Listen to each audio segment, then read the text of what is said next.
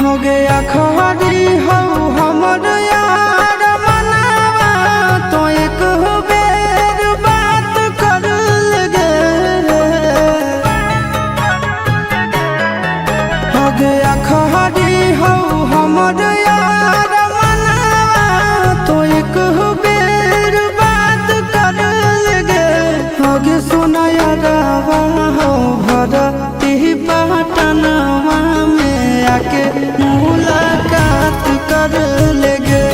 आगे सुना यारवा हो भरती पटनवा में आके मुलाकात कर लेगे।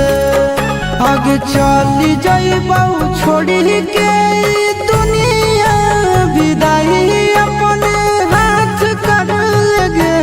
आगे सुना यारवा हो भरती